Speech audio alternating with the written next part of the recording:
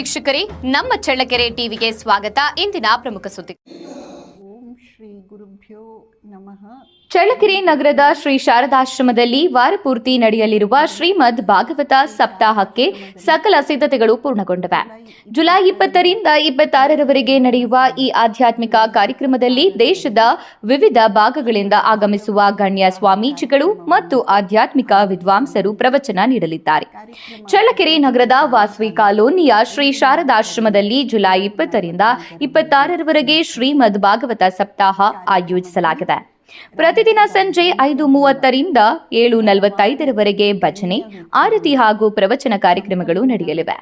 ಮೊದಲ ದಿನ ಸ್ವಾಮಿ ಸೌಖ್ಯಾನಂದಜಿ, ಎರಡನೇ ದಿನ ಸ್ವಾಮಿ ಬೋಧ ಸ್ವರೂಪಾನಂದಜಿ, ಮೂರನೇ ದಿನ ಸಂದೀಪ್ ಎಸ್ ವಶಿಷ್ಠ, 4 ಮತ್ತು 5ನೇ ದಿನ ಮಾತಾಜಿ ತೇಜೋಮಯಿ ಹಾಗೂ ಕೊನೆಯ 2 ದಿನ ಪೂಜ್ಯ ವೈ ರಾಜಾರಾಮ್ ಗುರುಗಳು ವಿವಿಧ ಆಧ್ಯಾತ್ಮಿಕ ವಿಷಯಗಳ ಕುರಿತು ಪ್ರವಚನ ನೀಡಲಿದ್ದಾರೆ.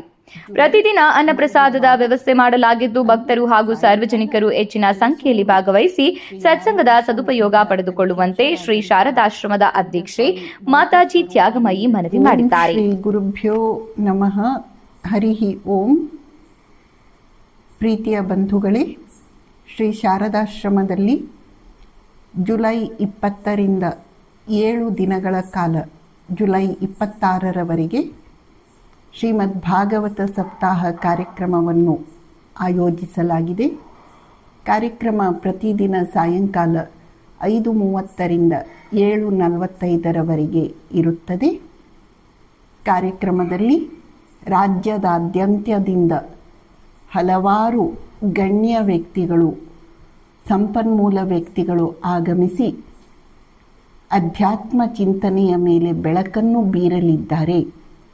ಮೊದಲ ದಿನ ಬೆಂಗಳೂರು ಶ್ರೀ ರಾಮಕೃಷ್ಣ ಮಠದಿಂದ ಪೂಜ್ಯ ಸ್ವಾಮಿ ಸೌಖ್ಯಾನಂದಜಿ ಅವರು ಆಗಮಿಸಿ ಪ್ರವಚನ ನಡೆಸಿಕೊಡುತ್ತಾರೆ. ಎರಡನೆಯ ದಿನ ಎಂದರೆ 21 ಜುಲೈ ಮಂಗಳವಾರ ಅಂದು ಸಾಯಂಕಾಲ ಹಲಸೂರು ಶ್ರೀರಾಮಕೃಷ್ಣ ಮಠದ ಅಧ್ಯಕ್ಷರಾದಂತಹ ಪೂಜ್ಯ ಸ್ವಾಮಿ ಬೋಧ ಸ್ವರೂಪಾನಂದಜಿ ಅವರು ಆಗಮಿಸಿ ಪ್ರವಚನವನ್ನು ನಡೆಸಿಕೊಡುತ್ತಾರೆ. 22 ಜುಲೈ ಅಂದು ಬುಧವಾರ ಶ್ರೀ ಸಂದೀಪ್ ವಶಿಷ್ಠ ವಿವೇಕಾನಂದ ಯೂತ್ ಮೂವ್ಮೆಂಟ್ ಸದಸ್ಯರು ಆಗಮಿಸಿ ಪ್ರವಚನವನ್ನು ನಡೆಸಿಕೊಡುತ್ತಾರೆ. 4 ಮತ್ತು 5ನೆಯ ದಿನ ಹುಬ್ಬಳ್ಳಿಯ ಶ್ರೀಮಾತಾ ಆಶ್ರಮದ ಅಧ್ಯಕ್ಷರಾದಂತಹ ಪೂಜ್ಯ ಮಾತಾಜಿ ತೇಜೋಮಯಿ ಅವರು ಆಗಮಿಸಿ ಪ್ರವಚನವನ್ನು ನಡೆಸಿಕೊಡುತ್ತಾರೆ. ಮತ್ತು ಕೊನೆಯ 2 ದಿನ ಶ್ರೀ ನರಹರಿ ಸೇವಾ ಪ್ರತಿಷ್ಠಾನದ ಪೀಠಾಧ್ಯಕ್ಷರಾದಂತಹ ಪೂಜ್ಯ ವೈ ರಾಜಾರಾಮ್ ಗುರುಗಳು ಪ್ರವಚನ ನಡೆಸಿಕೊಡುತ್ತಾರೆ.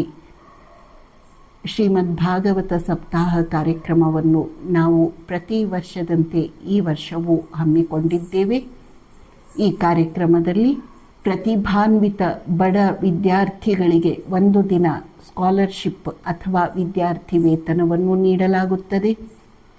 ಈ ಕಾರ್ಯಕ್ರಮದಲ್ಲಿ ತಾವೆಲ್ಲರೂ ಹೆಚ್ಚಿನ ಸಂಖ್ಯೆಯಲ್ಲಿ ಆಗಮಿಸಿ ರಾಜ್ಯದ ವಿವಿಧೆಡೆಗಳಿಂದ ಆಗಮಿಸುವ ಚಿಂತಕರ, ಗುರುಗಳ ಅಧ್ಯಾತ್ಮ ವಿಚಾರಗಳಿಂದ ಲಾಭವನ್ನು ಪಡೆಯಬೇಕೆಂದು, ತಾವೆಲ್ಲರೂ ಅದರ ಪೂರ್ಣ ಪ್ರಯೋಜನವನ್ನು ಪಡೆಯಬೇಕೆಂದು ಚಳ್ಳಕೆರೆಯ ಭಕ್ತವೃಂದದಲ್ಲಿ, ಆಸ್ತಿಕ ಜನವರ್ಗದಲ್ಲಿ ಹಾಗೂ ಪತ್ರಿಕಾ ವರದಿಗಾರರಲ್ಲಿ ನನ್ನ ಸವಿನಯ ವಿನಂತಿಯನ್ನು ಅರ್ಪಿಸುತ್ತೇನೆ. ನಮಸ್ಕಾರ.